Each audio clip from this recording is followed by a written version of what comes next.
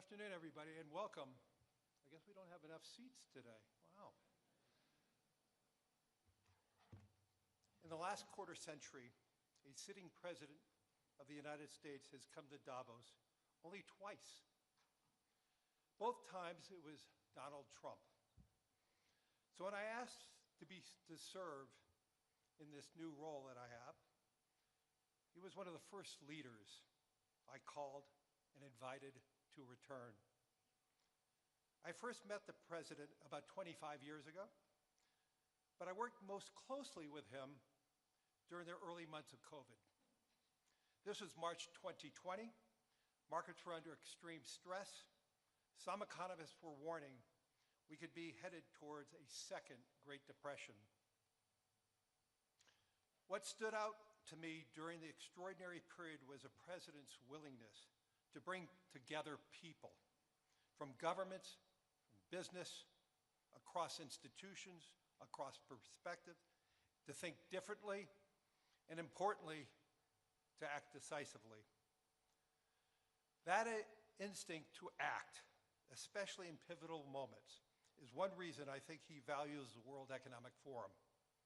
It is a unique institution that brings together the largest combination of government officials, business leaders, technology leaders, civil society and NGO leaders, anywhere in the world for a genuine dialogue, and particularly, importantly, this year.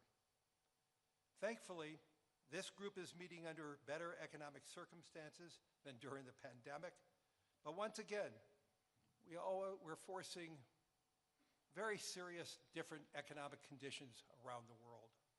One of the central challenges that is impacting me is how capitalism can benefit more, and how can we broaden our global economy for greater and greater participation.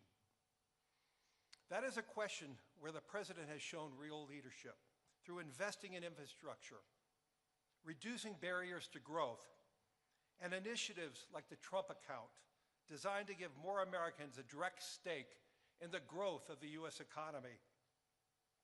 As he enters the second year of his second term, we are interested in hearing his plans for 2026 and beyond, and will no doubt create more and more conversation. And that's what the forum is about, a serious conversation in the spirit of dialogue. Discussions where the world is headed, where are we going, and these discussions would be incomplete without the President of the United States, the most important leader in the world. We appreciate him here, so let me introduce and welcome back to Davos the President of the United States, Donald J. Trump.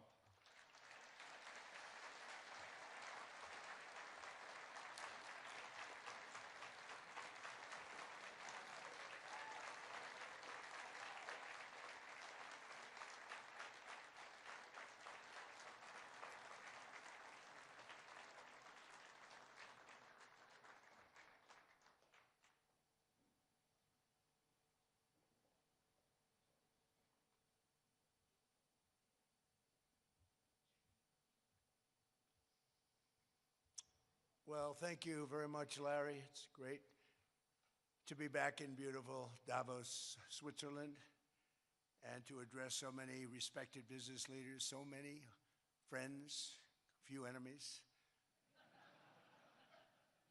and all of the distinguished guests. It's a who's who, I will say that. I've come to this year's World Economic Forum with truly phenomenal news from America. Yesterday marked the one-year anniversary of my inauguration, and today, after 12 months back in the White House, our economy is booming, growth is exploding, productivity is surging, investment is soaring, incomes are rising, inflation has been defeated, our previously open and dangerous border is closed and virtually impenetrable. And the United States is in the midst of the fastest and most dramatic economic turnaround in our country's history. Under the Biden administration, America was plagued by the nightmare of stagflation, meaning low growth, and high inflation, a recipe for misery, failure, and decline. But now, after just 1 year of my policies, we are witnessing the exact opposite: virtually no inflation and extraordinarily high economic growth.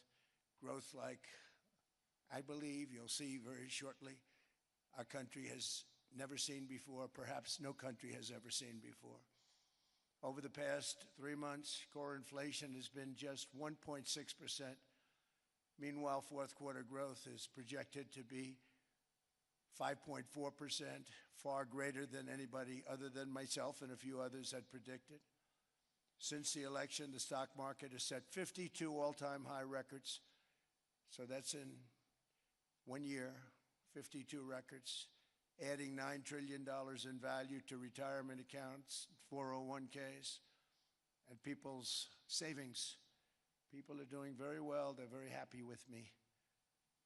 Since my inauguration, we've lifted more than 1.2 million people off of food stamps, and after 4 years in which Biden secured less than $1 trillion of new investment in our country. Think of that, $1 trillion, substantially less than that. In 4 years, we've secured commitments for a record-breaking $18 trillion, and we think when the final numbers come out, they'll be closer to $20 trillion of investment.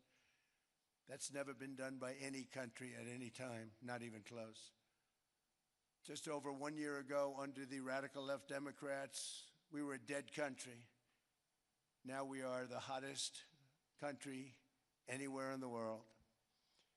In fact, the United States economy is on pace to grow at double the rate that was projected by the IMF just last April.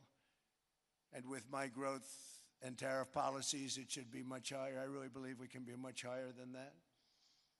And this is all great news, and it's great for all nations.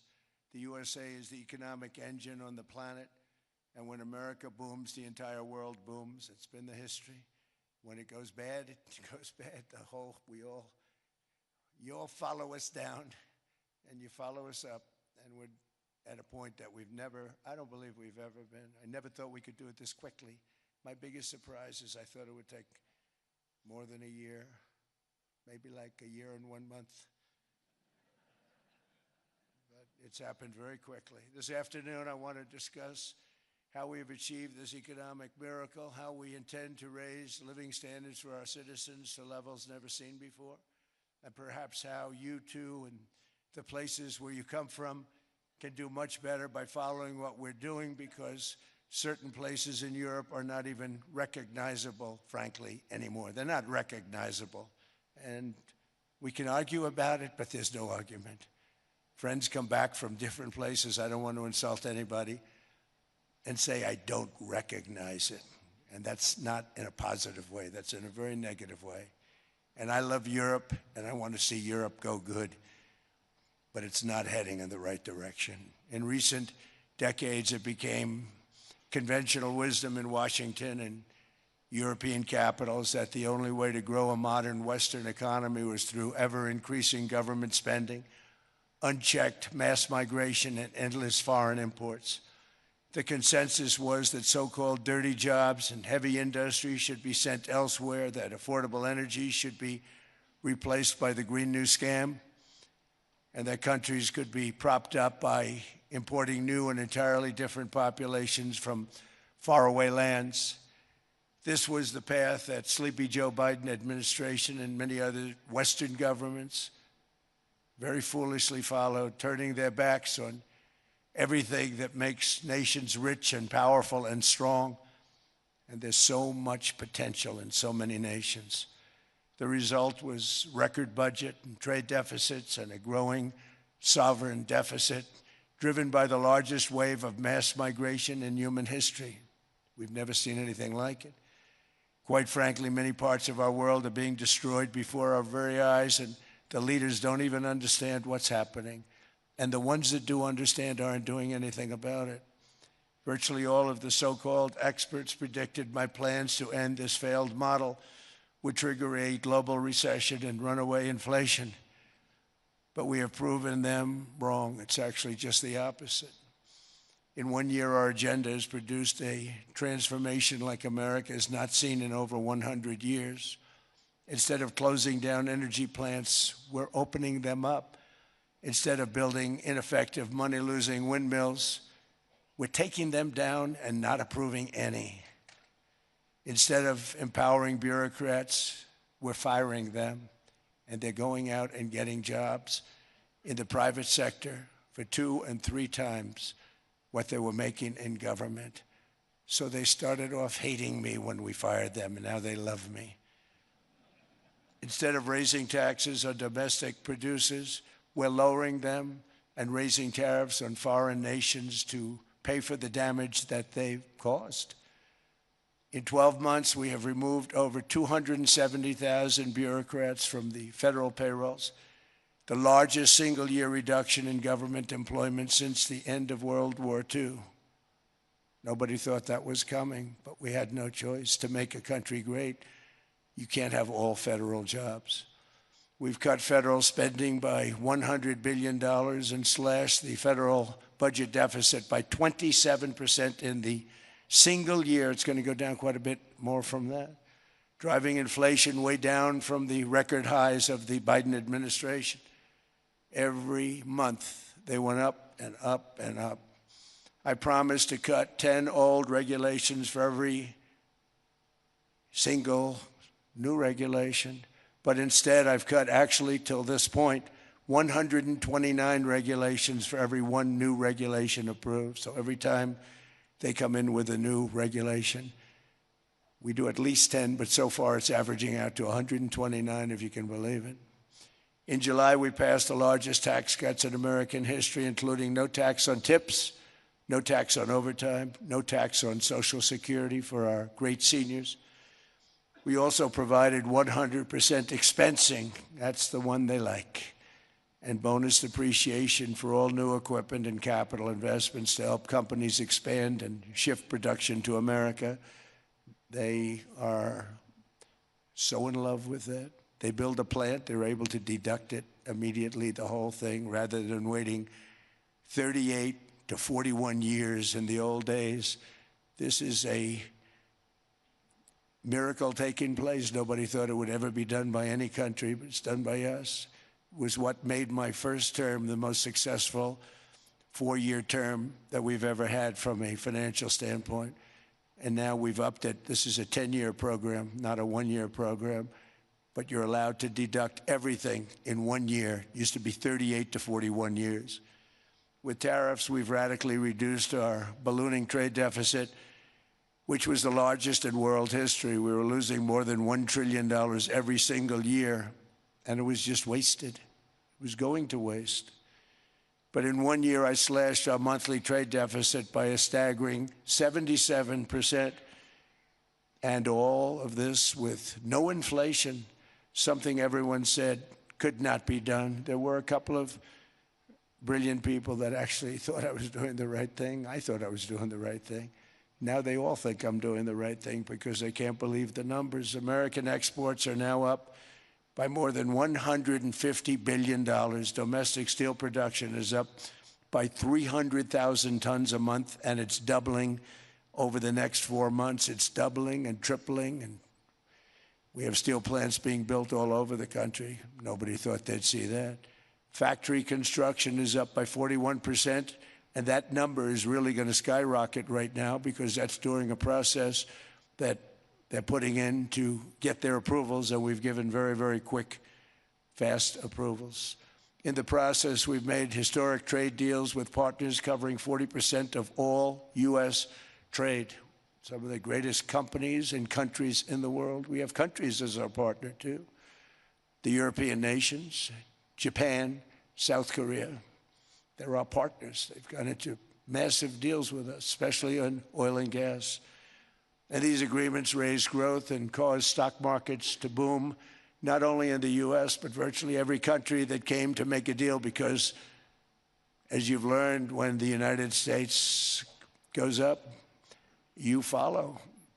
It's really become a staple In America, I've stopped the nation-wrecking energy policies that drive up prices while sending jobs and factories to the world's worst polluters. They are indeed polluters. Under Sleepy Joe Biden, new domestic oil and gas leases fell by 95%. Think of that. And they wonder, why was gasoline going up so fast? The gasoline actually topped $5 a gallon, and some places $7 a gallon, and more than 100 major power plants were violently shut down by incompetent people that had no idea what the hell they were doing. Under my leadership, U.S. natural gas production is at an all-time high, by far.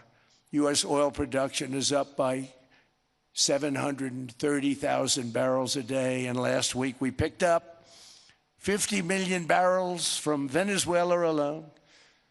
Venezuela has been an amazing place for so many years, but then they went bad with their policies. 20 years ago, it was a great country, and now it's got problems, but we're helping them. And those 50 million barrels, we're going to be splitting up with them, and they'll be making more money than they've made in a long time. Venezuela is going to do fantastically well. We appreciate all of the cooperation we've been giving. We've been giving great cooperation. Once the attack ended, and they said, let's make a deal. More people should do that. But Venezuela is going to make more money in the next 6 months than they've made in the last 20 years. Every major oil company is coming in with us. It's amazing. It's a beautiful thing to see. The leadership of the country has been very good. They've been very, very smart. The price of gasoline is now below $2.50 a gallon in many states, $2.30 a gallon in most states, and will soon be averaging less than $2 a gallon. In many places, it's already down even lower, $1.95 a gallon. Numerous states are at $1.99, numbers that nobody has heard for years. Actually, since my last administration, we got it down to around those numbers. I've signed an order directing and approval of many new nuclear reactors. We're going heavy into nuclear. I was not a big fan because I didn't like the risk, the danger, but they have the progress they've made with nuclear is unbelievable, and the safety progress they've made is incredible. We're very much into the world of nuclear energy, and we can have it now at good prices and very, very safe. And we're leading the world in AI by a lot. We're leading China by a lot. I think President Xi respects what we've done, in part because I've allowed these big companies building these massive buildings to build their own electric capacity. They're building their own power plants, which when added up is more than any country anywhere in the world is doing. I read recently an article in the Wall Street Journal that China's creating so much energy, and they are. You got to hand it to them. But we're creating as much or more, and we're letting them do that. I'm very proud of it. It was my idea. I said, you can't create this much energy. We needed more than double the energy currently in the country just to take care of the AI plants. And I said, we can't do that. We have an old grid system. And I came up with the idea, you know, you people are brilliant. You have a lot of money. Let's see what you can do. You can build your own electric generating plants. And they looked at me. They didn't believe me. All of the names that are, I think, in the room right now, if you want to know the truth, they didn't believe it. And I said, no, you can't. They came back 2 weeks, and they didn't have the plant. They said, we thought you were kidding. I said, no, not only am I not kidding, you're going to have your approvals within 2 weeks. I always say nuclear will take 3 weeks. But most aren't going that. They're going oil and gas. They're even going coal in some cases. Because of my landslide election victory, the United States avoided the catastrophic energy collapse which befell every European nation that pursued the Green New Scam, perhaps the greatest hoax in history. The Green New Scam, windmills all over the place, destroy your land, destroy your land. Every time that goes around, you lose $1,000. You're supposed to make money with energy, not lose money. Here in Europe, we've seen the fate that the radical left tried to impose on America. They tried very hard. Germany now generates 22% less electricity than it did in 2017. And it's not the current chancellor's fault. He's solving the problem. He's going to do a great job. But what they did before he got there, I guess that's why he got there. And electricity prices are 64% higher. The United Kingdom produces just 1/3 of the total energy from all sources that it did in 1999. Think of that, 1/3. And they're sitting on top of the North Sea, one of the greatest reserves anywhere in the world, but they don't use it. And that's one reason why their energy has reached catastrophically low levels with equally high prices. High prices, very low levels. Think of that, 1/3. And you're sitting on top of the North Sea. And they like to say, well, you know, that's depleted. It's not depleted. It's got 500 years. They haven't even found the oil. The North Sea is incredible. They don't let anybody drill. Environmentally, they don't let them drill. They make it impossible for the oil companies to go. They take 92% of the revenues. So the oil companies say, we can't do it. They came to see me. Is there anything you can do? I want Europe to do great. I want UK to do great. Sitting on one of the greatest energy sources in the world, and they don't use it. In fact, their electricity prices have soared 139%. There are windmills all over Europe. There are windmills all over the place, and they are losers. One thing I've noticed is that the more windmills a country has, the more money that country loses, and the worse that country is doing. China makes almost all of the windmills, and yet I haven't been able to find any wind farms in China. Did you ever think of that? It's a good way of looking at it. They're smart. China's very smart. They make them, they sell them for a fortune. They sell them to the stupid people that buy them, but they don't use them themselves. They put up a couple of big wind farms, but they don't use them. They just put them up to show people what they could look like. They don't spin. They don't do anything. They use a thing called coal, mostly. But China goes with the coal. They go with oil and gas. They're starting to look at nuclear a little bit. And they're doing just fine. They make a fortune selling the windmills, though. And I think really that's one that they wouldn't be surprised if it stopped. They are shocked that it continues to go. They're very friendly with me. They're shocked that people continue to buy those damn things. They killed the birds. They ruin your landscapes. Other than that, I think they're fabulous, by the way. Stupid people buy them. The consequences of such destructive policies have been stark, including lower economic growth, lower standards of living, lower birth rates, more socially disruptive migration, more vulnerability to hostile foreign adversaries, and much, much smaller militaries. The United States cares greatly about the people of Europe. We really do. I mean, look, I am derived from Europe. Scotland and Germany, 100% Scotland, my mother, 100% German, my father. And we believe deeply in the bonds we share with Europe as a civilization. I want to see it do great. That's why issues like energy, trade, immigration, and economic growth must be central concerns to anyone who wants to see a strong and united West, because Europe and those countries have to do their thing. They have to get out of the culture that they've created over the last 10 years. It's horrible what they're doing to themselves. They're destroying themselves. These beautiful, beautiful places. We want strong allies, not seriously weakened ones. We want Europe to be strong. Ultimately, these are matters of national security, and perhaps no current issue makes the situation more clear than what's currently going on with Greenland. Would you like me to say a few words of Greenland? I was going to leave it out of the speech, but I think I would have been reviewed very negatively. I have tremendous respect for both the people of Greenland and the people of Denmark, tremendous respect. but every NATO ally has an obligation to be able to defend their own territory.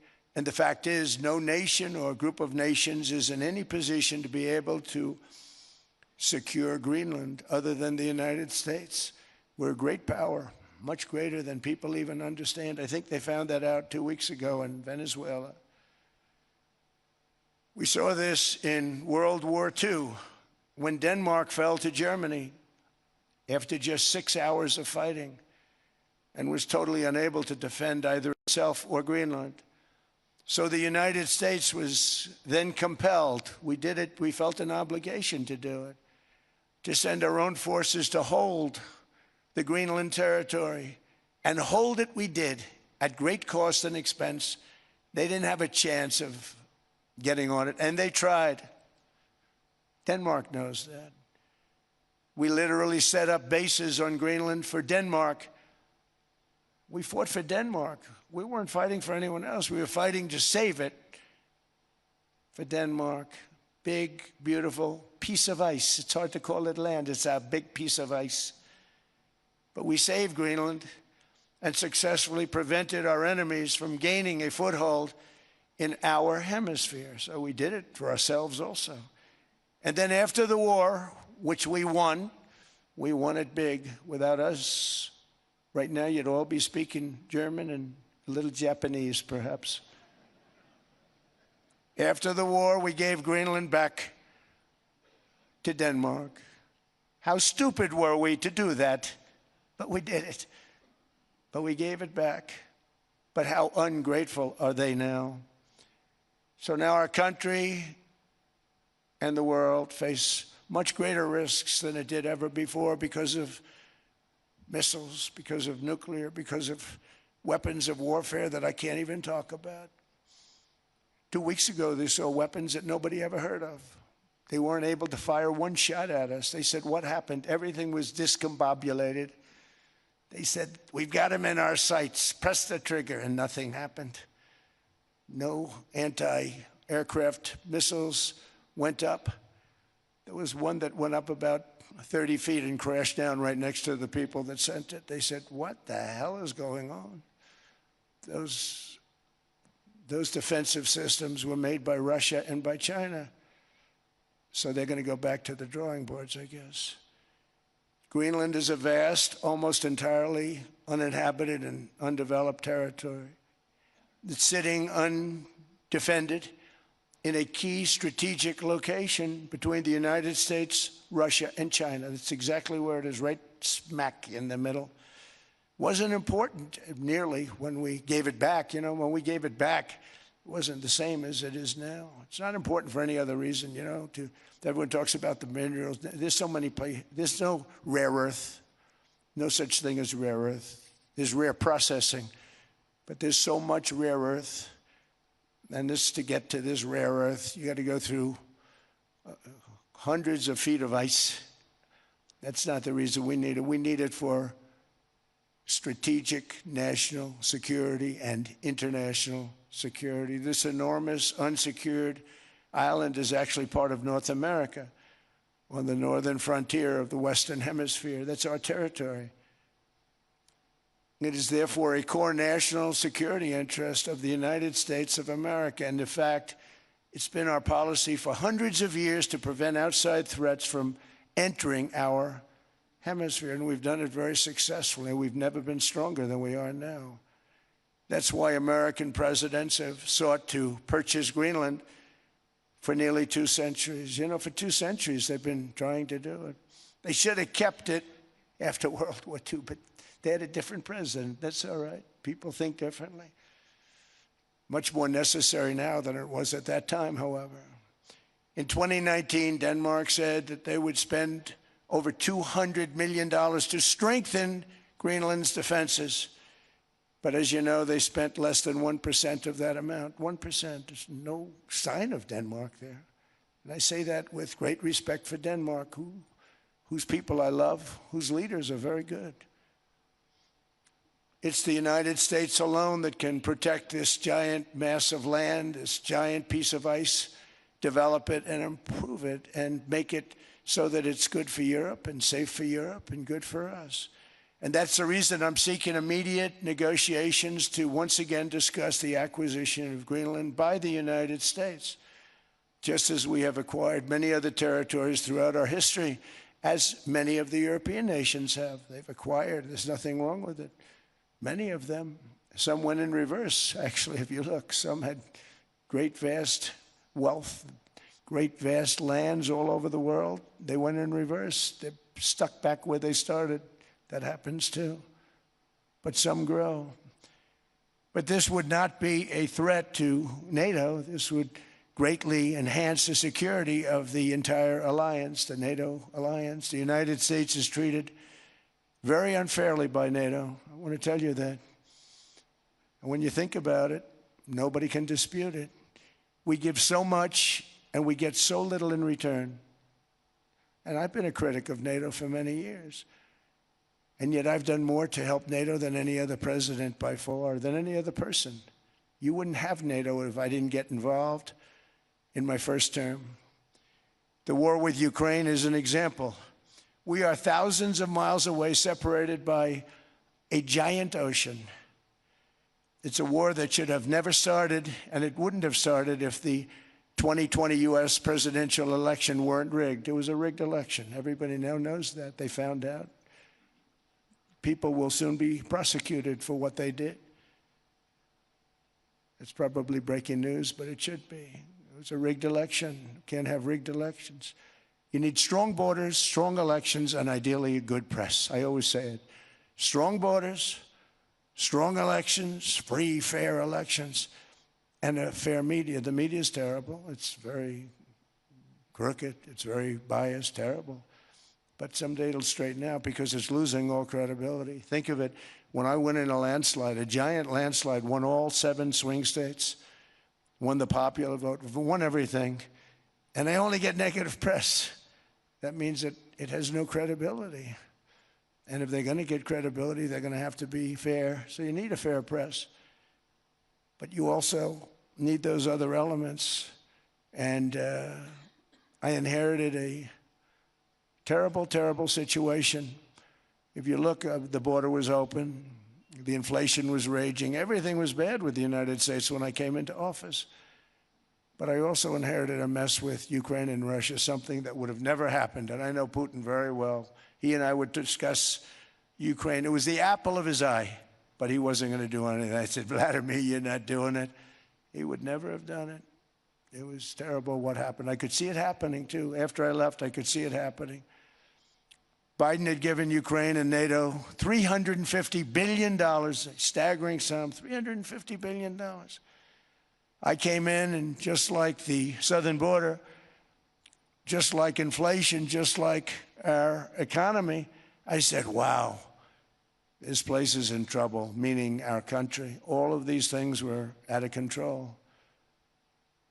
But the border was out of control. We fixed it with the strongest border anywhere in the world. And I've now been working on this war for 1 year, during which time I settled 8 other wars. India, Pakistan, I settled other wars that were Vladimir Putin called me, Armenia, Azerbaijan. He said, I can't believe you settled that one. They were going on for 35 years. I settled it in 1 day. And President Putin called me. He said, you know, I can't believe I've worked on that war for 10 years trying to settle it. I couldn't do it. I said, do me a favor, focus on settling your war. Don't worry about that one. What does the United States get out of all of this work, all of this money, other than death, destruction, and massive amounts of cash going to people who don't appreciate what we do? They don't appreciate what we do. I'm talking about NATO. I'm talking about Europe. They have to work on Ukraine. We don't. The United States is very far away. We have a big, beautiful ocean separating us. We have nothing to do with it. Until I came along, NATO was only supposed to pay 2% of GDP. But they weren't paying. Most of the countries weren't paying anything. The United States was paying for virtually 100% of NATO. And I got that stopped. I said, that's not fair.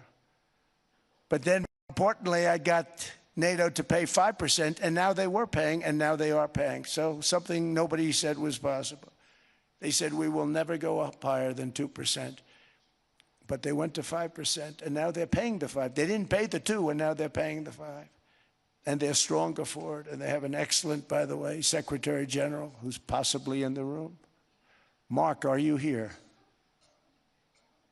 Yes, he's here. Hello, Mark. We never asked for anything, and we never got anything. We probably won't get anything unless I decide to use excessive strength and force where we would be, frankly, unstoppable. But I won't do that. Okay? Now everyone's saying, oh, good.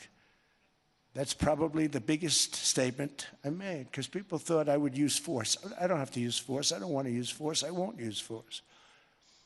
All the United States is asking for is a place called Greenland, where we already had it as a trustee, but respectfully returned it back to Denmark not long ago after we defeated the Germans, the Japanese, the Italians, and others in World War II. We gave it back to them. We were a powerful force then, but we are a much more powerful force now after I rebuilt the military in my first term and continue to do so today. We have a budget of $1.5 trillion. We're bringing back battleships. The battleship is 100 times more powerful than the great battleships you saw in World War II, those great, big, gorgeous ships, the Missouri, the Iowa, the Alabama. Because I thought maybe we could take them out of mothballs. They said, no, sir, these ships are 100, think of that, 100 times more powerful than those big, magnificent pieces of art that you saw so many times ago, that you still see on television, and you say, wow, what a force. 100 times, each ship 100 times more powerful than the big battleships of the past. So that was the end of the mothball story. So what we have gotten out of NATO is nothing except to protect Europe from the Soviet Union and now Russia. I mean, we've helped them for so many years. We've never gotten anything, except we pay for NATO. And we paid for many years until I came along. We paid for, in my opinion, 100% of NATO because they weren't paying their bills.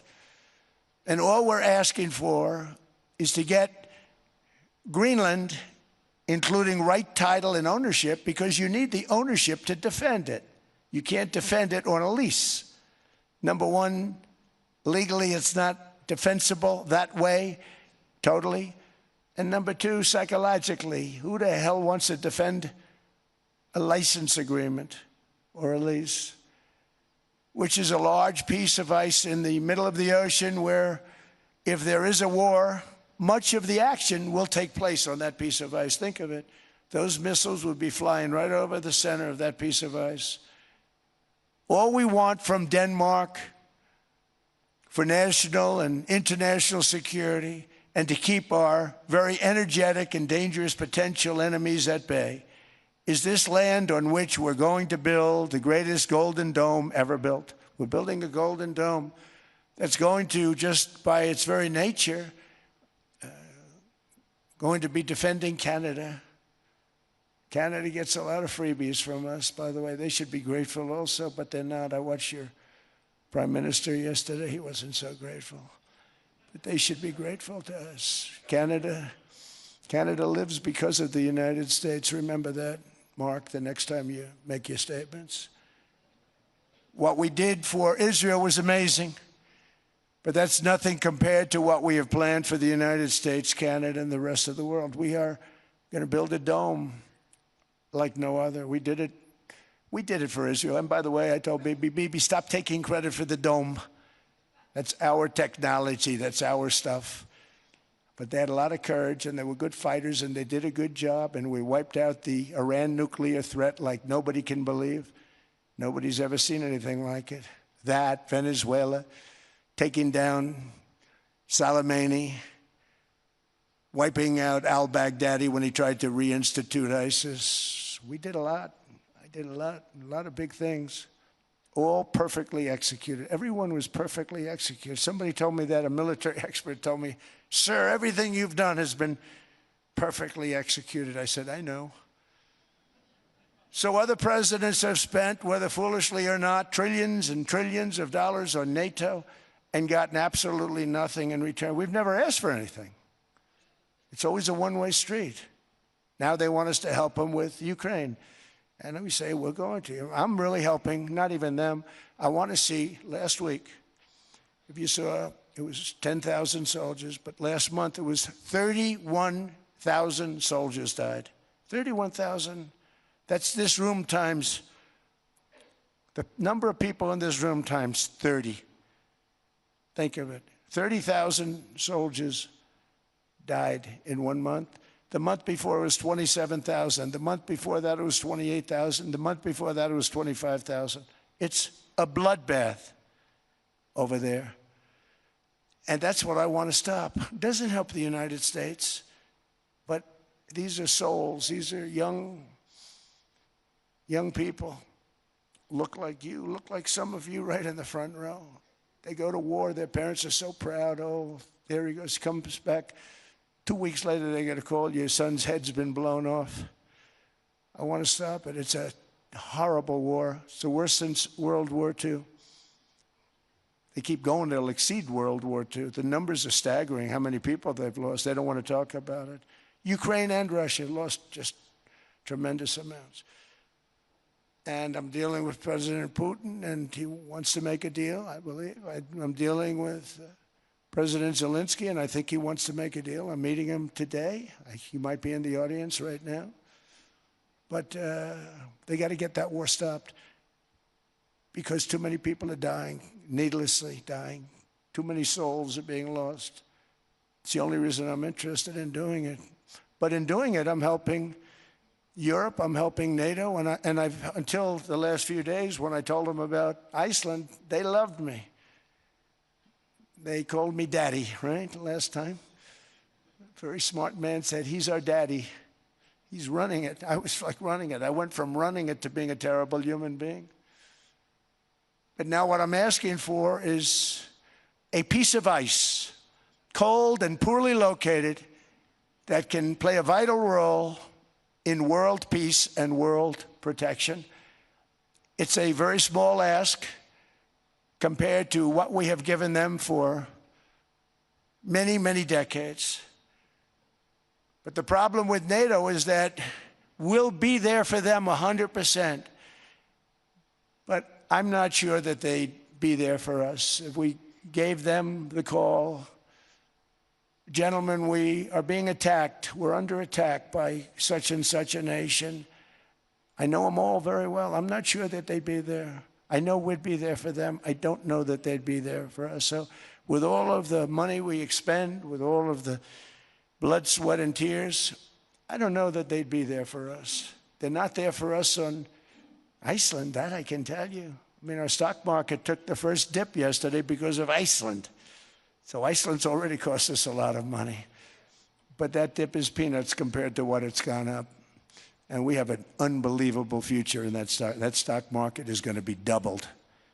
We're going to hit 50,000, and that stock market's going to double in a relatively short period of time because of everything that's happening. But this is a good example. After giving NATO and European nations trillions and trillions of dollars in defense, they buy our weapons. We make the greatest weapons in the world, but now we're going to make them faster, much faster. You saw that. I put a cap on the salaries, and I put no buybacks, no stock buybacks, no various other things that they were doing. I mean, they were making $50 million, but it would take them 3 years to give you a Patriot missile. I said, that's not good. My chauffeur can do a better job than that, and he makes slightly less than 50. They make big salaries. If they're going to make those big salaries, they're going to have to produce a lot faster. The good news is we have the greatest equipment in the world. Now we're going to start making it a lot faster. They're going to build additional plants. And all of the money that goes into stock buybacks is going to go into building plants. We're not allowing stock buybacks by defense companies any longer. They're going to build new plants to make Tomahawks, Patriots. We have the best equipment, F-35s. F-47, the new one just coming out. They say it's the most devastating plane, fighter jet ever. Who knows? They called it 47. If I don't like it, I'm going to take the 47 off it. I wonder why they called it 47. We'll have to think about that. But if I don't like it, I'm going to take that 47 off. But it's supposed to be the Stage 6. It's supposed to be the first Stage 6 plane, undetectable, like our B-2 bombers were undetectable. They flew right over Iran. They were undetectable. And they did their job, and they got the hell out of there. So we want a piece of ice for world protection, and they won't give it. We've never asked for anything else, and we could have kept that piece of land, and we didn't. So they have a choice. You can say yes, and we will be very appreciative, or you can say no, and we will remember. A strong and secure America means a strong NATO, and that's one reason why I'm working every day to ensure our military is very powerful, our borders are very strong, and above all, our economy is strong because national security requires economic security and economic prosperity, and we have the greatest that we've ever had. Biden and his allies destroyed our economy and gave us perhaps the worst inflation in American history. They say 48 years, I say forever, but I think 48 years is the equivalent to forever. Whether it's 48 years or ever, it's terrible, costing the typical family $33,000. What they did to this country should never, ever be forgotten. It's early, but he has to be rated as the worst president we've ever had by far. The auto pen did much of the damage. The auto pen, he was the auto pen president, because I don't believe a sane president would have ever signed the kind of things that he signed. But now grocery prices, energy prices, airfares, mortgage rates, rent, and car payments are all coming down, and they're coming down fast. We inherited a mess, but we've done a hell of a job in 12 months. Under my most favored nation policy for drug prices, the cost of prescription drugs is coming down by up to 90%, depending on the way you calculate. You could also say 5, 6, 7, 800%. There are two ways of figuring that. But we have a favored nations policy that every president wanted, no president was able to get. I got it, and other nations approved it. And I had to use tariffs in order to get it because they said, no way. In other words, a pill that costs 10% in London costs $130. Think it costs $10 in London, costs $130 in New York or in Los Angeles. And I'd say, boy, that's bad. Friends of mine would say, you know, we go to London, you can buy the stuff for nothing. We go all over the world, we can buy it for nothing. Because basically America was subsidizing every nation in the world because presidents allowed them to get away with it. It became very tough. So when I called up Emmanuel Macron, I watched him yesterday with those beautiful sunglasses. What the hell happened? But I watched him sort of be tough. But he was at $10 for a pill. And I said, Emmanuel, and I have all the big pharmaceutical companies are in total agreement. It wasn't easy, by the way. They're tough, smart. They've been getting away with the scam for a long time. But they gave it up. But they said, you'll never get the countries to approve it. I said, why is that? Because they won't. They always said, we're not paying any more. Get the rest for the United States. So over the years, they stayed the same. We just went up, up, up. And I mean, we would pay 13, 14, 15 times more than certain countries would. So I said, no, they'll approve it 100%. Sir, you'll never get them to approve it. I said, I guarantee you. But I actually started with Emmanuel, who probably is in the room too. And I like him. I actually like him. Hard to believe, isn't it? And I said, Emmanuel, you're going to have to lift the price of that pill to $20, maybe $30. Think of that. That means it's a doubling of prescription drugs. Might be a tripling, might be a quadrupling. It's not easy.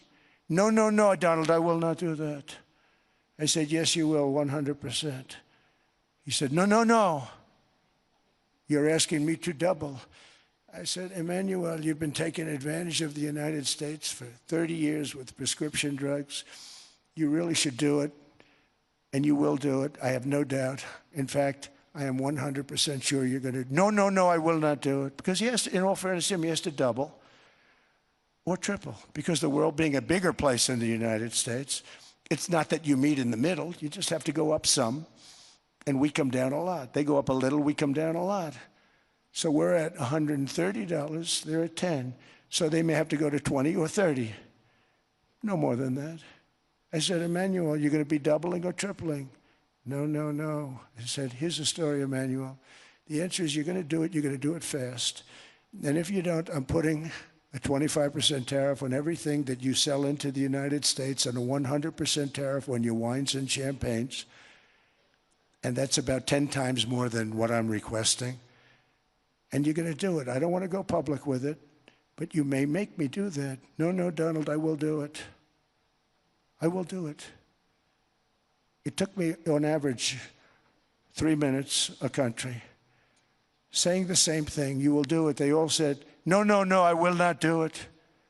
You're asking me to double the cost of prescription. I said, that's right, because you've been screwing us for 30 years. And they said, we will not do it. I said, that's all right. On Monday morning, we're putting a 25, 30, 50. I gave different numbers for different countries. This is also national security we're talking about. Not fair. We're not going to subsidize the whole world. And every one of those countries have agreed to do it. So one of the biggest things that I've done is the fact that we have now most favored nation. We will pay whatever the lowest price is in the entire world. So our drug prices are going to be coming down by staggering 90%. Again, you could say 1,000%, 2,000%. Depends on the way you want to figure it. But we'll go with the way the fake news likes it better because it sounds, can you imagine a 90% reduction sounds much worse. But drug prices are going to be coming down tremendously in all the nations, and I appreciate them doing it. But they did it, in all fairness, without tariffs. I wouldn't have been able to get it done. After declining $3,000 under Biden, real incomes are up in the United States by $2,000, $3,000, and even $5,000 and more. Home ownership has always been a symbol of health and vigor of American society, but that goal fell out of reach for millions and millions of people in the Biden era because interest rates went up so high. Today, I'm taking action to bring back this bedrock of the American dream. In recent years, Wall Street giants and institutional investment firms, many of you are here, many of you are good friends of mine, many of you are supporters. Sorry to do this to you, I'm so sorry. But you've driven up housing prices by purchasing hundreds of thousands of single-family homes, and it's been a great investment for them. Often as much as 10% of houses on the market. You know, the crazy thing is a person can't get depreciation on a house, but when a corporation buys it, they get depreciation. Okay, that's something we're going to have to think about too. I don't know if too many people think about that. You buy a corporation, they buy 500 houses, they buy hundreds of thousands, they buy 500 houses, they can take depreciation. A person sweats and works and buys one house, they can't. But homes are built for people, not for corporations, and America will not become a nation of renters. We're not going to do that. That's why I have signed an executive order banning large institutional investors from buying single-family homes. It's just not fair to the public. They're not able to buy a house. And I'm calling on Congress to pass that ban into permanent law, and I think they will. One of the biggest barriers to saving for a down payment has been surging credit card debt. The profit margin for credit card companies now exceeds 50%, one of the biggest. And they charge Americans interest rates of 28%, 30%, 31%, 32%. Whatever happened to usury? So to help our citizens recover from the Biden disaster, all caused by this horrible president, just horrible president, I'm asking Congress to cap credit card interest rates at 10% for 1 year. And this will help millions of Americans save for a home. They have no idea they're paying 28%. They go out there a little late in their payment and they end up losing their house. It's terrible. To unleash innovation in savings and financing, I'm also working to ensure America remains the crypto capital of the world. And to that end, last year I signed a landmark Genius Act into law. Now Congress is working very hard on crypto market structure legislation, Bitcoin, all of them, which I hope to sign very soon, unlocking new pathways for Americans to reach financial freedom. And I did it for two reasons. Number one, I thought it was politically good, and it was. I got tremendous political support. But more importantly, China wanted that market too. It's just like they want the AI. And we've got that market, I think, pretty well locked up. If I didn't do it, Biden was totally against it until before the election, when they realized that, there were millions of people voting against him over crypto. And all of a sudden, they loved it very much, but it was too late. They blew it. But it is politically popular, but it's much more importantly, we have to make it so that China doesn't get the hold of it. And once they have that hold, we're not going to be able to get it back. So I'm honored to have done it. Finally, I've instructed government-backed institutions to purchase up to $200 billion in mortgage bonds to bring down interest rates. And I'll be announcing a new Fed chairman in the not-too-distant future. I think he'll do a very good job. See, I gave away some of it. I did give that away. So we have something, got something, but somebody that's very respected. They're all respected. They're all great. Everyone that I interviewed is great. Everyone could do, I think, a fantastic job. Problem is they change once they get the job. They do. They're saying everything I want to hear, and then they get the job. They're locked in for 6 years. They get the job, and all of a sudden, let's raise rates a little bit. I call them, sir, we'd rather not talk about this. It's amazing how people change once they have the job, but it's too bad. Sort of disloyalty, but they got to do what they think is right. We have a terrible chairman right now. Jerome, too late Powell. He's always too late.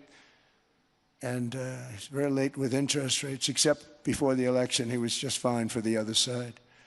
So we're going to have somebody that's great, and we hope he does the right job. Last week, the average 30-year mortgage rate dropped below 6% for the first time in many years. Another major factor in driving up housing costs was the mass invasion of our borders. And I have to say one thing about housing, because nobody ever says this. I am very protective of people that already own a house, of which we have millions and millions and millions.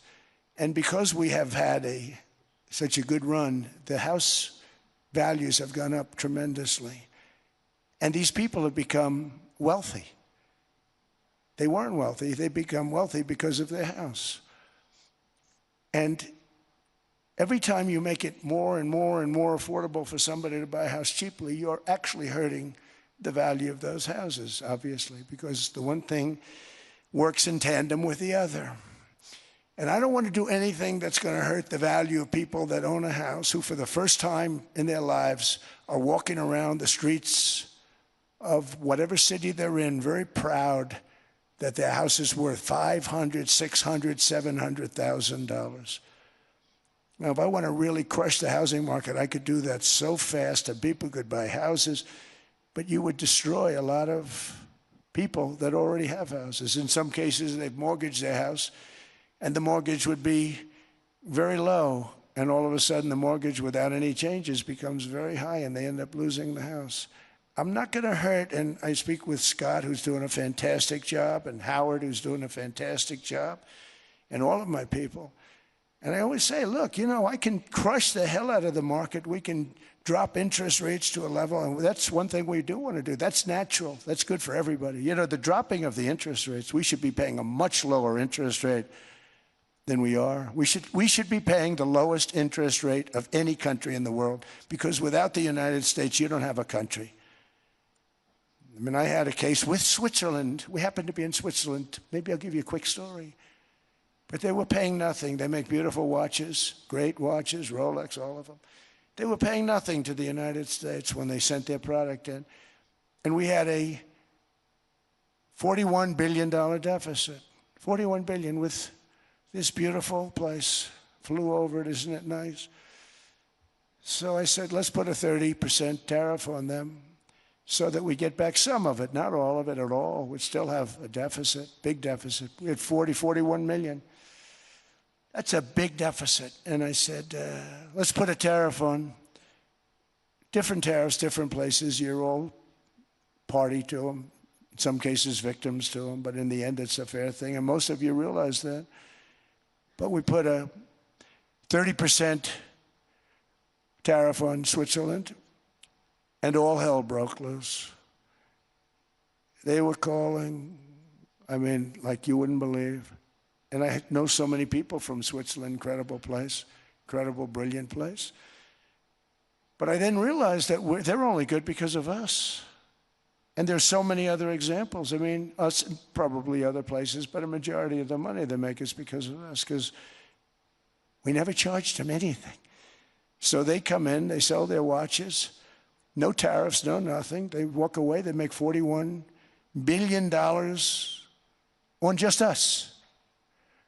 So I said, no, we can't do that. So I'm going to bring it up. I still would have a deficit pretty substantial, but I brought it up to 30%.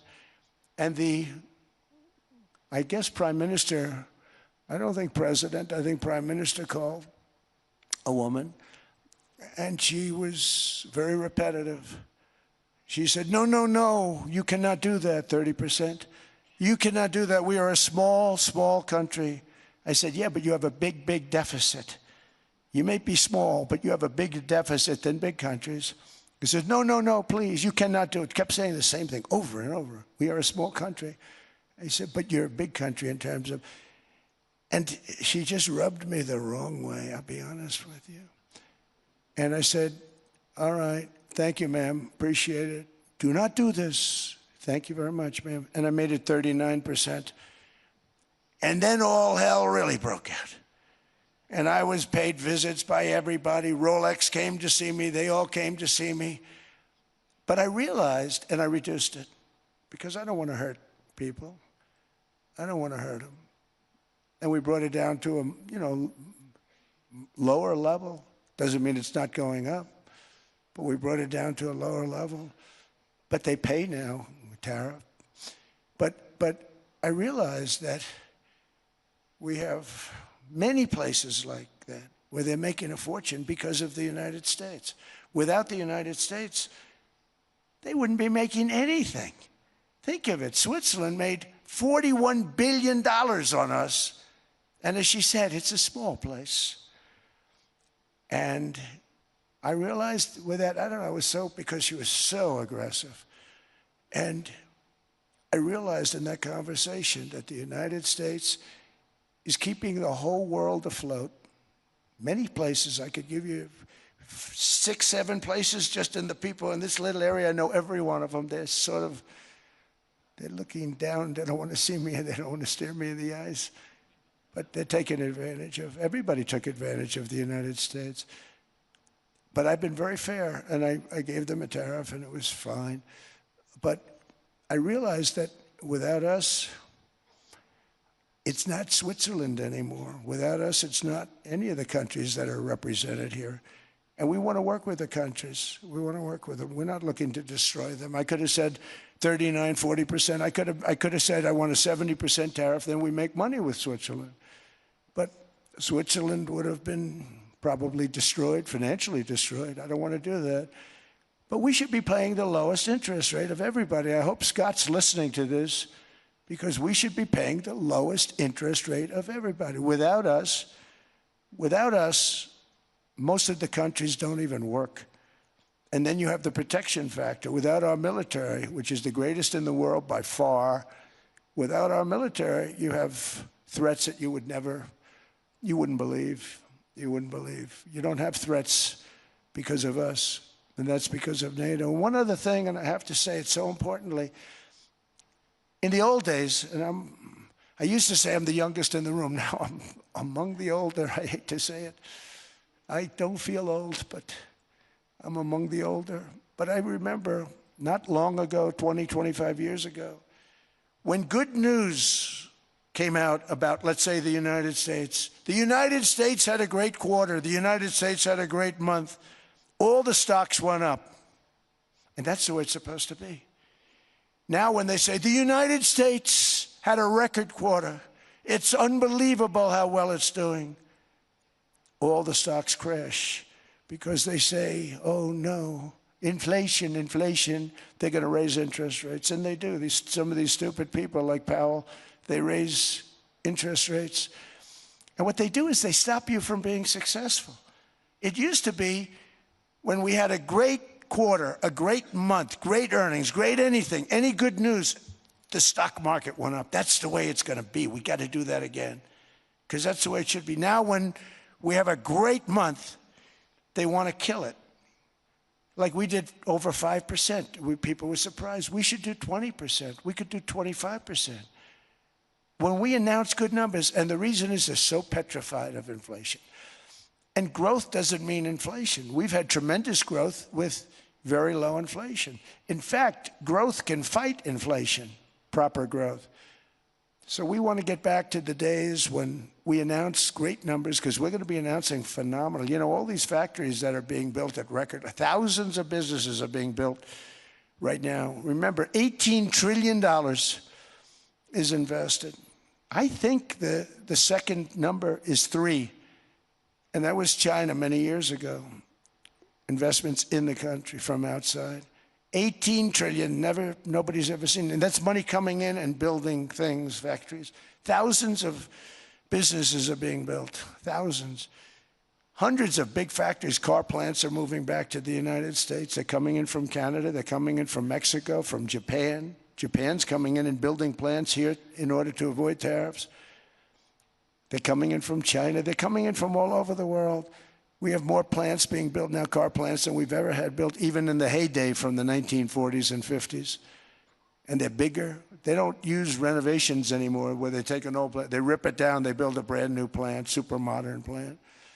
But it's happening at levels that nobody's ever seen. In 2024, the U.S. built less than 2 million new homes, but Biden admitted more than 8 million new migrants.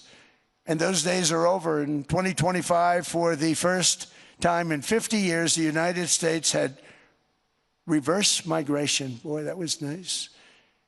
And these were criminals that were being taken out of our country because they allowed people to come into our country from jails, from gangs, drug dealers, murderers. 11,888 murderers. We've gotten most of them out. And then ICE gets beat up by stupid people from leadership in Minnesota. We actually are helping Minnesota so much, but they don't appreciate it. Most places do. You know, Washington, D.C. is the safest place now in the United States. It was a very dangerous place to walk, and now you can walk with your wife, your kids, right through the middle of the city. Right now, Washington, D.C. is as safe as it gets. It was one of the most unsafe, I had to admit. We sent in the military, the National Guard.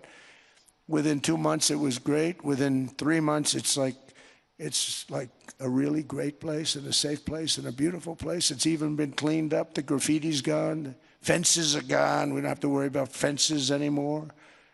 All of the places, the grasses are cut and replaced with new grass in many cases. It's all going to happen in the spring. But Washington and D.C. is beautiful again, and it's safe. New restaurants are opening up. They were all closing. Now you can't get into a restaurant. Restaurants in Washington, D.C. are all opening. Memphis also, Memphis, Tennessee, New Orleans, Louisiana. We were there for 3 weeks. We've cut the crime down by 64%. Within another month, we'll have virtually no crime there. We can do that all over. We're going to help the people in California. We want to have no crime. I know Gavin was here. I used to get along so great with Gavin when I was president. Gavin's a good guy. And we're going to, if he needed it, I would do it in a heartbeat. I'd love to see. We did help them a lot in Los Angeles, a lot with the early in my term when they had some problems. But we would love to do it. I will say this, if I were a Democrat governor or whatever, I would call up Trump. I'd say, come on in, make us look good. Because we're cutting crime down to nothing. And we're taking people out, career criminals, who are only going to do bad things, and we're bringing them back to their countries. But where we've done it, it's been amazing. And we have a capacity to do it at much greater levels. We're cutting illegal aliens off welfare and other government benefits, and I have directed that starting immediately, there will be no more payments to sanctuary cities because they are really just sanctuaries for criminals. They're really protecting criminals, and those are the ones we have to get out of the country: murderers, drug dealers, the mentally insane. They emptied their mental institutions into the United States. And despite that, we have the lowest crime numbers that we've ever had in the history of the country. Just came out. But equally importantly, we're cracking down on more than $19 billion in fraud that was stolen by Somalian bandits. Can you believe that Somalian? They turned out to be higher IQ than we thought. I always say these are low IQ people. How did they go into Minnesota and steal all that money? And we have, they're pirates. They're good pirates, right? But we shoot them out of the water just like we shoot the drug boats out. They're not pirating too many boats lately, do you notice? When they go out into those boats, they want to take over a $1.5 billion tanker loaded up with oil, and they say, we're going to blow up your boat. They have powerful weapons. You hit the side of the boat, you blow the whole thing up. The insurance companies are petrified, so they say, just give them the boat. We'll give them money instead. And I don't do that. We blow them right the hell out of the water. We see them going out, we blow them out of the water. We don't have any pirates so much anymore. If we do, they won't be there long. We've cut down with the hitting of the boats that are loaded up with drugs, including submarines. Can you believe they actually buy small, they call them mini subs, very fast. They're meant for drugs. We've knocked out 2 of them. The Democrats say they were fishing. You have ruined somebody's fishing weekend, I would say. A submarine is not a fishing boat. You don't fish.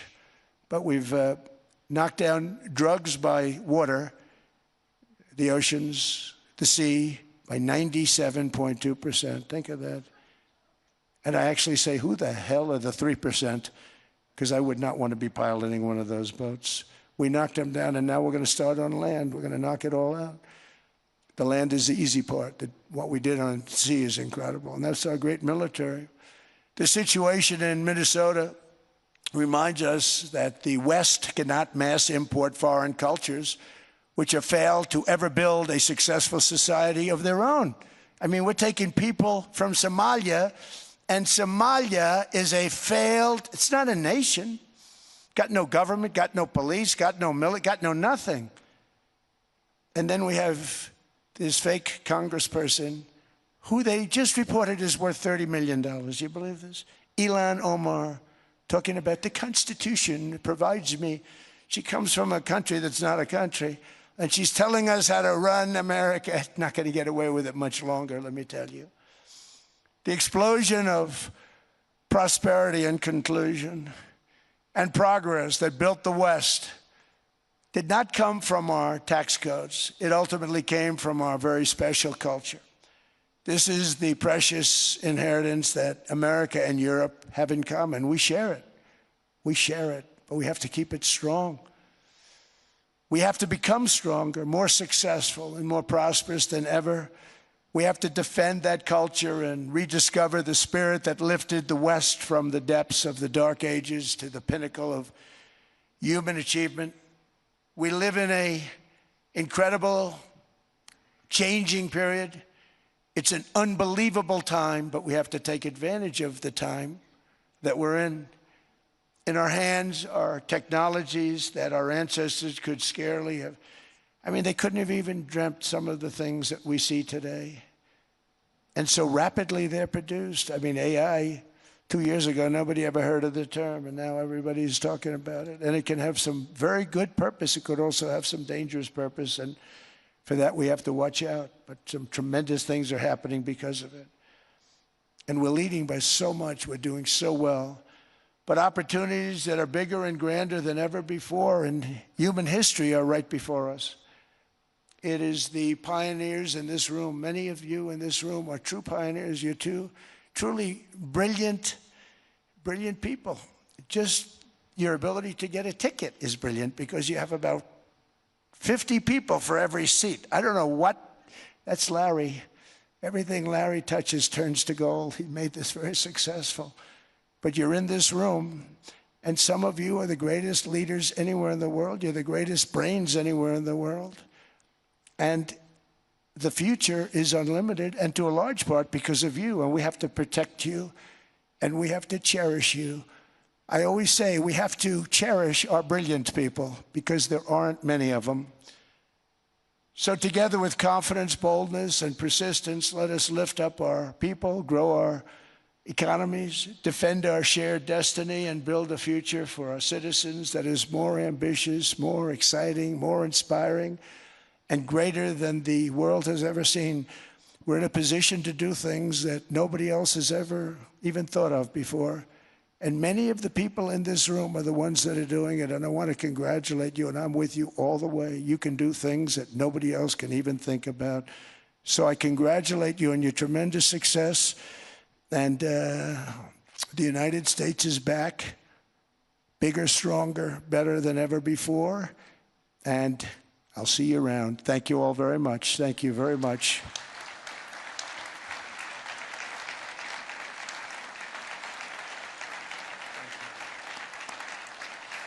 Thank you.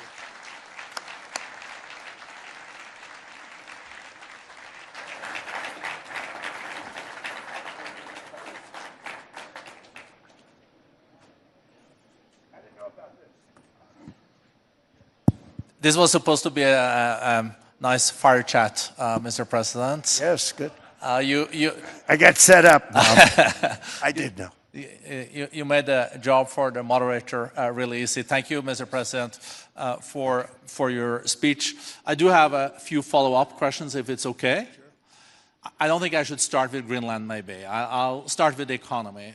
The U.S. economy is doing really, really well. But how to sustain this growth moving forward? Because there's always a recession looming around the corner. Well, you know, the one thing about economies and recessions is sometimes you get hit unexpectedly and there's nothing you can do about it. All brilliant people, but there's nothing. One example was COVID. We had an economy going at levels like nobody had ever seen my first 2.5, 3 years. And then I heard the word pandemic, not COVID. They came up with that name over a period of time. We won't get into that. But I heard the word pandemic. And I had a poll come out that was so strong just prior to that, and I was with the two best pollsters, McLaughlin and Fabrizio, and they said, sir, George Washington and Abraham Lincoln, if they came back and ran as president and vice president, they couldn't beat you. And then what happened is the following day, I was told to stay tuned because there's something really bad happening in China. There are bodies laying all over Wuhan, right around that certain building that we talk about. I always said it came from Wuhan. It did come from Wuhan. And they were body bags. We saw it by satellite. And they said, there are strange things happening in China. And so it began. And we ended up with the COVID, and the whole world suffered. We did a phenomenal job. I don't think we got the credit we deserved. We did something that Operation Warp Speed, which some people say was one of the greatest military feats ever. We did a great job. Used our military, used a lot of people. But sometimes you get hit with things, nothing you can do. You get hit with things like that unexpectedly. And we got through it. And when I left, the stock market was higher than it was previous to the COVID coming up. And that was, I called it a great achievement. But things happen. Bad things happen. The things that we can stop are wars if we're smart. That we can stop. Those are a matter of being intelligent and having intelligent people on the other side. Because wars are the worst of all. Wars are worse than anything. But we can stop wars because that's sort of up to us. But things like dust flying in the air, wherever COVID comes from or whatever comes, sometimes you have to be a little bit lucky. But we are poised to have an economy like no other, not only in this country, but anywhere. And you know, when you hear the kind of numbers that, I can tell you that Scott Bessent was with me the other day, and he's looking at numbers. He said, I can't. And that's all he's done his whole life, pretty much your whole life. Scott, you weren't going to be a football player, I don't think. Scott was not that great at football, but he was always good at numbers, right? And he was looking at numbers. He said, "I'd never seen anything like this." We're poised to do things that no other country has ever done. And, you know, luck, I hate to say it, but we need a little luck. We don't want to get hit by something that nobody could have thought. Whoever thought we were going to hit by a pandemic? You know, when I heard the word pandemic, I said, oh, that's an ancient problem. World War I, they lost 100 million people. It actually ended World War I. A lot of people don't know. The Spanish flu in World War I ended the war because all the soldiers were sick. The soldiers were so sick on both sides. And that war was raging, and they were all dying from the Spanish flu. They were sick as dogs. They couldn't fight. So, you know, you don't know how that would have turned out. But so we do, I mean, subject to that, and I always have to put a caveat in for it, but we're poised to have the greatest growth of any large country, I think any country that there's been. When you look at what's happening in the United States, it's really amazing. Thank you. One thing that maybe keeps you up at night, I know you don't sleep that much anyway, Mr. President, is the debt. The U.S. debt is high, is now the biggest expenditure on your budget. How to get out of that impasse? Well, the big thing is growth. I mean, growth is the way. If we grow like this, we go from having at $37 trillion, we go from having high debt to low debt. But we also are cutting expenses, you know, the old-fashioned way. We have extraordinary growth. I think we're going to be growing our way out. I think we're going to be paying off debt. We're taking in tremendous money from tariffs fairly. And again, I'm using them judiciously. You know, Switzerland's a case study. I could have gotten much more. I could have asked for much more. But we're using them judiciously. But I think growth, most importantly, and then cutting costs. Now, if you take a look at Minnesota, $19 billion in fraud and other things. People going to airports, they came into the country, they don't have 10 cents, and they're leaving with hundreds of thousands of cash in their bags. When we get to that, and our DOJ, Pam, and Todd, and all the people that work over there, and all of the people that work in here, I can tell you, Scott Bessent is working on that. It's a priority, right? You have your whole team. We're in there looking for where this money is coming from, how much it is. It could be more than $19 billion. Can you believe that? That's just one state. If we were able to cut out 50% of the fraud, 50%, and we should be able to do better than that, we would have a balanced budget without having to talk about even growth. So we have a lot of options, but we're working very hard on that. That's a big deal. It's not just the protests, the fake protests done by agitators and, you know, professional insurrectionists. That's what they are. They're professional troublemakers. But we are looking very strong at the money too in Minnesota and other places.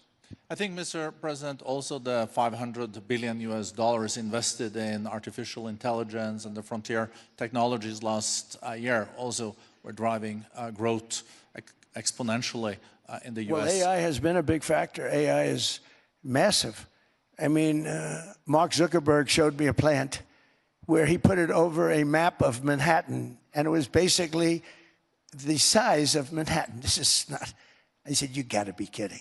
It's a plant that was miles long, miles wide, very high. I don't think it was as high like the Empire State Building, but it was high. And it literally covered most of the island of Manhattan. That's called a big plant. And, you know, when I heard they're going to spend $50 billion building it, I said, you know, if you spend $50 million, you can build a nice little shopping center. If you spend $500 million, you can build a good shopping center. But how do you spend $50 billion? When I looked at this thing, I said, you think you'll be able to do it for that? It's amazing when, you know, some of the plants that I see, and I see them all, and again, so big is we're letting them build their own electric generation. This way we have no problem, and otherwise they'd be complaining. There'd be nobody able to be, you know, we have an old grid system. And not only that, they're going to sell at a very cheap price the excess electricity that they create back into our grid. So that'll solve some problems for certain states that don't have enough electricity. We also know that on the AI there is fierce competition between the US as the largest economy in the world 27% of the global GDP and 5% of the global population, not doing that badly, and China. And we know that that competition is very tough on AI. I know you're heading to a state visit to China in April. How do you see the US-China relationship moving forward? Are you able to combine this tough competition with also collaboration? So I've always had a very good relationship with President Xi and with President Putin. Talk about, you know, the larger powers. But I've always had a very good relationship with President Xi of China. He's an incredible man. What he's done is amazing. He's highly respected by everybody. And I do now. I mean, now I have good. It was very severely interrupted by COVID. I used to call it the China virus, but he said, "Do you think you could use a different name?" And I decided to do that because why should we have a problem over that? But I would do that, and they were a true diplomat, huh? I became a diplomat for the first time. Well, you know who taught me that? Marco Rubio. Marco Rubio. He said, "Let me teach you about diplomacy." Hey, any guy that gets approved by 100% of the votes, think of it, he got liberal Democrats and radical right Republicans to approve him. He's the only one. The next one was like lost 45 votes, right? But he got all 100 votes voting for him. And at first I wasn't happy about it. I said, wait a minute, I don't like that. And now it turns out that the Democrats probably wish they didn't do that. And Marco has been fantastic. Marco, stand up, please. You have done a great job as Secretary of State. He's going to go down as the best Secretary of State. And Scott, and we have Susie, who's the first female Chief of Staff, and she's the best Chief of Staff, too. And I see Howard Lutnick, who I know spoke, and Howard's fantastic. Some of the deals we're doing are great. And I want to pay particular attention because we have Chris. And Chris, you got up and spoke, I think. He's the #1 oil man in the world because I was going to put Doug Burgum, who's fantastic. I don't know if Doug's here. Is Doug here? Doug Burgum is fantastic. He said, "Sir, there's one man better than me." And he introduced me to Chris. And he turns out to be. So we're drilling more oil and gas now than we ever have by almost double. Is that right, Chris? And on top of it, we got a lot coming out of Venezuela. So anyway, so we're doing great. The country is just doing great. We have great people. Thank you. And I see other people. We have Steve Witkoff. We have Jared. I got so many people. I'm in trouble because when I go back, they're going to be people with long faces. Sir, you didn't introduce me. I got so many people. And we have a lot of the greatest people anywhere in the world. I know them all.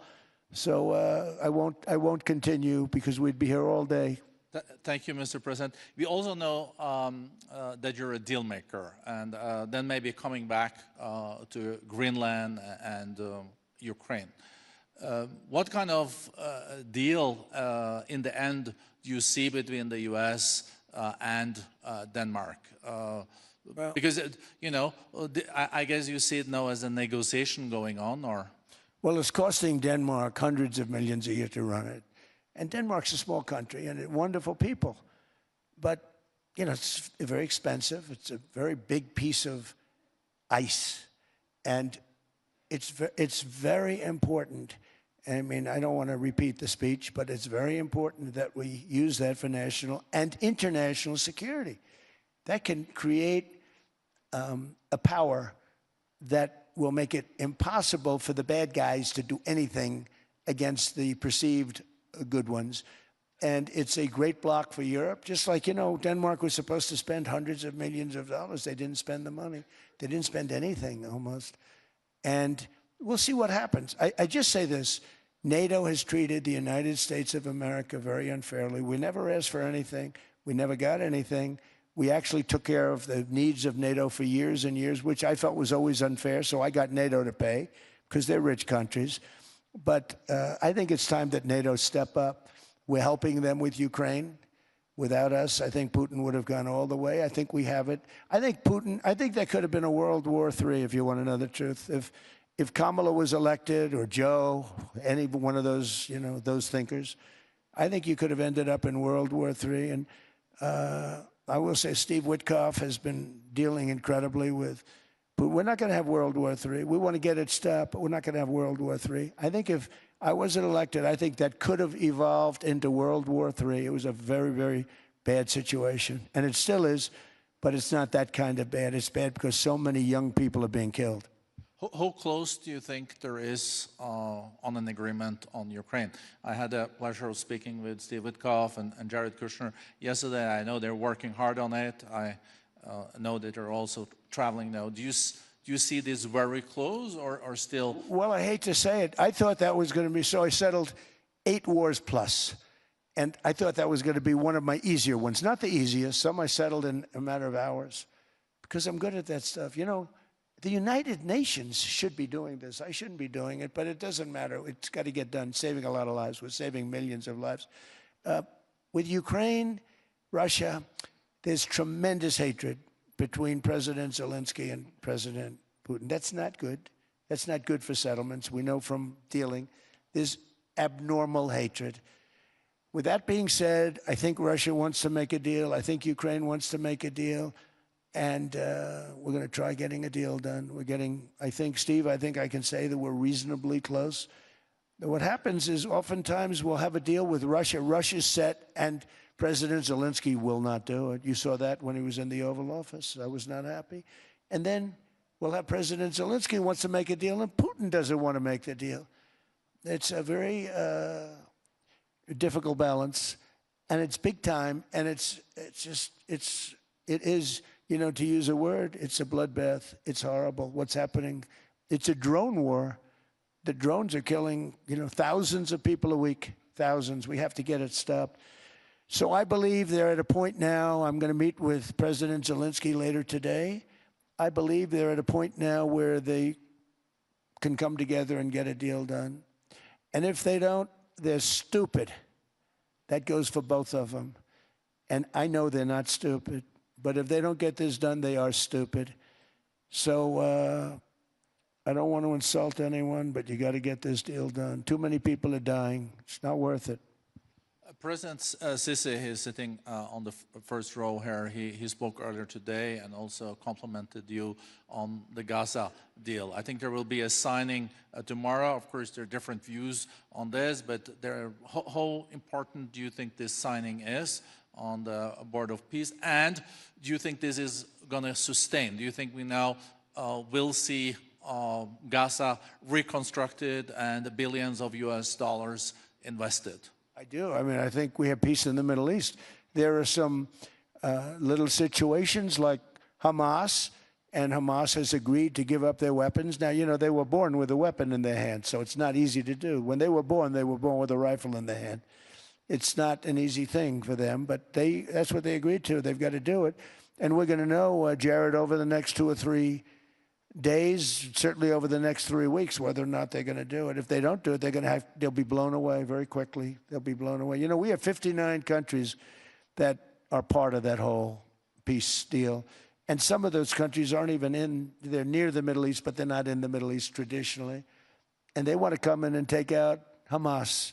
They want to come in. They want to do whatever they can. There's a problem with Hezbollah in Lebanon, and we'll see what happens there, but that's a problem. But there are these little flames, but there's peace in the Middle East. Now, had we not gone in and knocked out with those big, beautiful, we just ordered 25 brand new ones, the latest and the greatest, the B-2 bomber. Think of them, they went in there at 2 o'clock in the morning with no moon, no light, no nothing, and every single one of those massive bombs hit its target, 100,000-pound bombs hit its target, every one of them. And then on top of it, from a submarine 300 miles away, we hit the sites with tomahawks, which is an unbelievable weapon. So, you know, we did our job. If we didn't do that, you would have never had peace in the Middle East. And the countries like Saudi Arabia, UAE, and Qatar could never have, and others could never have signed anything because you would have had this dark cloud, and the dark cloud was Iran with nuclear. Iran would, if we didn't take them out, they would have had a nuclear weapon within 2 months. They were very close to having the nuclear weapon, and we hit them hard. And it was a total obliteration. If they may try again, but they're going to have to try from a different area because that area was obliterated. Incredible thing we did. And because we did that, we were able to make peace. If we didn't do that, I would say, Jared and Steve, if we didn't do that, there was no chance of making peace because the countries I just named and other countries could have never signed off. They were afraid. They were afraid. We had a bully. The bully was Iran, the bully of the Middle East. They used to call it for years. They were the bully of the Middle East. They're not the bully of the Middle East anymore. Mr. President, I know you even had to change a plane last night, so I guess you didn't have much sleep, but I think you're... But your energy is still there. I know you have several bilateral meetings. I know you're also hosting a reception. So thank you so much for coming back to Davos. Thank you so much. It's highly appreciated. Well, thank you very much. Thank you, everybody, very much.